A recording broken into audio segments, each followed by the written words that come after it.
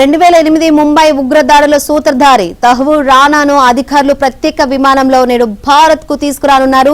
ఈ విమానం కాలిఫోర్నియా నుంచి భారత కాలమానం ప్రకారం ఇప్పటికే బయలుదేరింది. తహవూర్ రానా భారత్ కు వచ్చే తర్వాత విచారణ కోసం జాతీయ దర్యాప్తు సంస్థ కస్టడీలోకి తీసుకునే అవకాశం ఉంది. 64 ఏళ్ల తహవూర్ రానా ముంబై ఉగ్రదాడుల్లో కీలక సూత్రధారి. ప్రస్తుతం ఈయన లాస్ ఏంజల్స్ లో జైల్లో శిక్ష అనుభవిస్తున్నారు. రానా అప్పగింతతో ముంబై దాడుల్లో పాకిస్తాన్ ప్రభుత్వ పాత్ర బహిర్గతం కానుందని భారత ప్రభుత్వ వర్గాలు భావిస్తున్నాయి.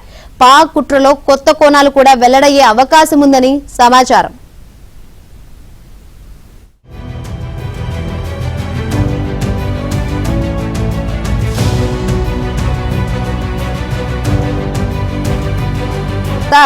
విచారణ కోసం జాతీయ దర్యాప్తు సంస్థ కస్టడీలోకి తీసుకునే అవకాశం ఉంది. 64 ఏళ్ల తహవూర్ రానా ముంబై ఉగ్రదాడుల్లో కీలక సూత్రధారి.